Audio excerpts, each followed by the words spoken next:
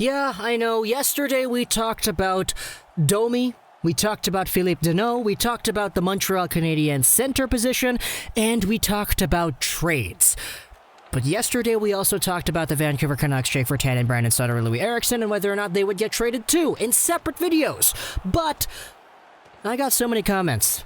You were all telling me a similar thing, a similar situation in both of the videos, and because I saw this popping up on Twitter too, to the point where it was honestly a conversation that many people were having, let's talk about Jake Virtanen and Max Domi. Let's take the two topics we had yesterday and we combine it into one video here, because there was an article posted on Fansided, the Canuck Way, the Canucks version of Fansided yesterday. Shoutouts to Braden Ursell, bcursell23 on Twitter, who posted this article here saying this: Max Domi would be a perfect fit with Bo Horvat.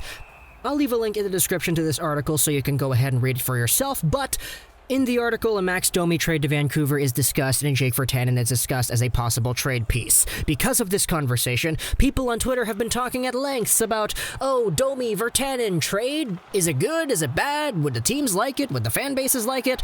And because everybody has been telling me, Lego, you're a Habs fan, you're a Canucks fan, what's your take on this?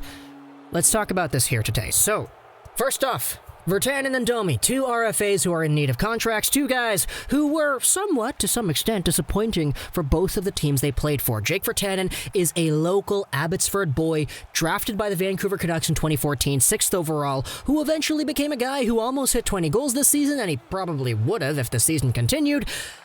Max Domi, on the other hand, 2013 NHL drafted prospect by the Phoenix Coyotes. This is before they were called Arizona.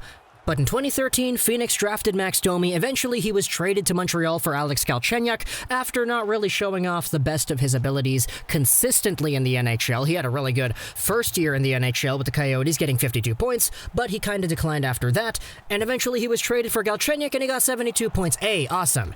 He did kind of drop off a little bit afterwards in this most previous season as well, and at the end of the playoffs, Max Domi was playing fourth-line minutes with Dale Weiss. He wasn't really being used as a number one, number two center like the Montreal Canadiens fan base probably would have expected him to be a year ago, because both him and Deneau got passed by Kotkaniemi and Suzuki on the depth chart.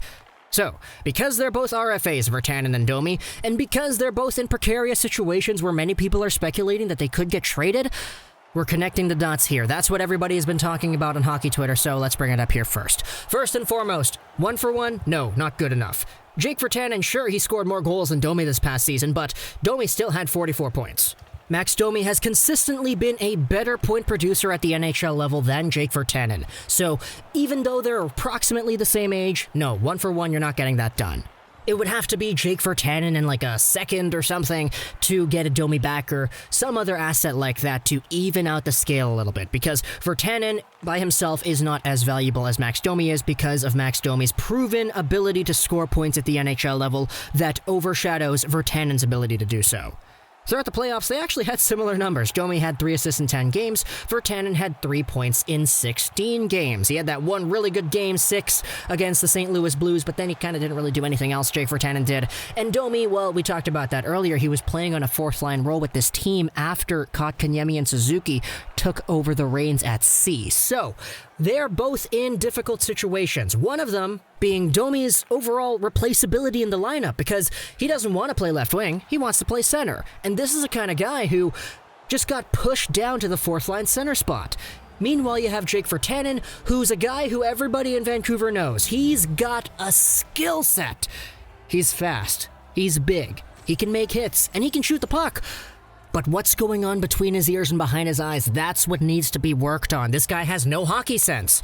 We've seen Jake Virtanen many times pick up the puck in his own zone, start up a rush with speed, he headmans it himself, he ends up beating 1 or 2 guys, and he's got some room as he breaks into the offensive zone. He speeds in, he rushes out, and then he takes it wide, he goes around the net, and then he passes it back to the D, and then he goes for a change. Things like that. The frustrating nature watching Jake Virtanen, because you know if he just rushed it to the net, got a backhand out there, you could score a goal.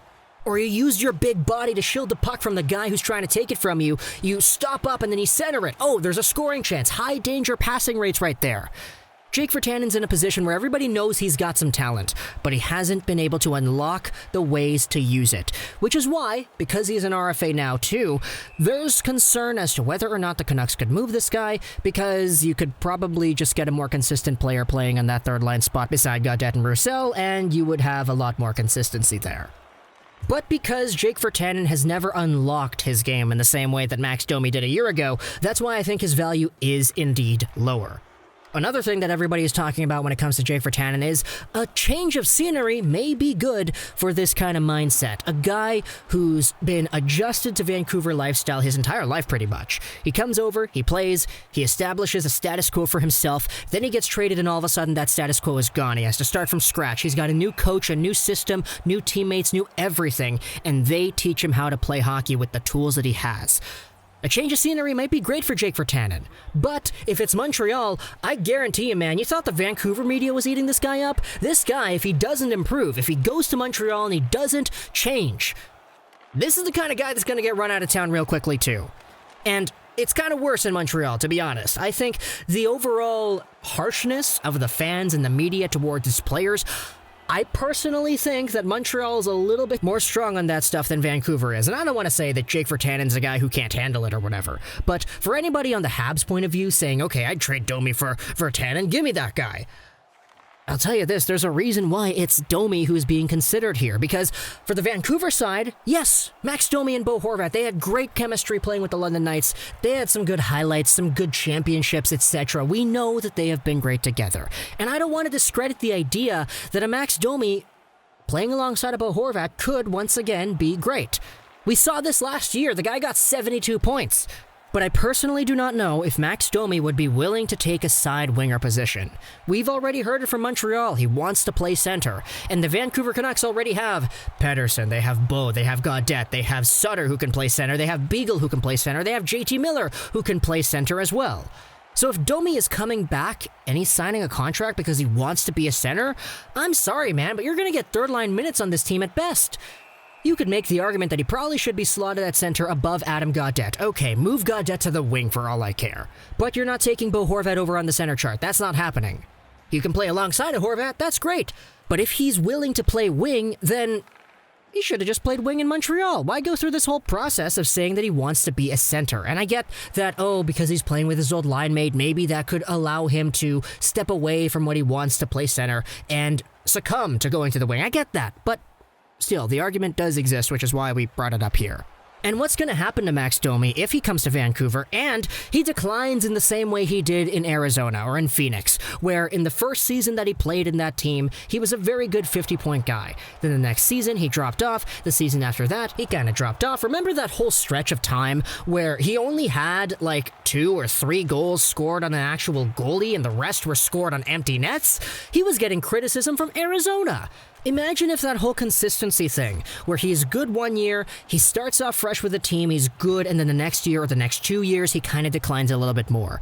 That kind of thing is not going to fly in Vancouver, man, especially if you're already 25 years old. Jake Virtanen is a guy who has been given his fair share of patience, and Canucks fans have been willing to see what's next.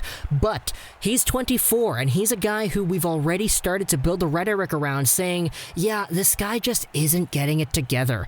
And the same kind of feedback would be even greater on Domi, because we're like, okay, this guy played with Bo, why isn't he doing great?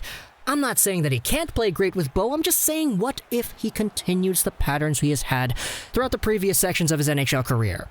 So, in essence, I do see the equality in a Jake Virtanen and, I don't know, a third or a second for Domi kind of trade. I can definitely see how some people would see value in that because the potential of a Bo Horvat-Domi pairing again reunited together is alluring.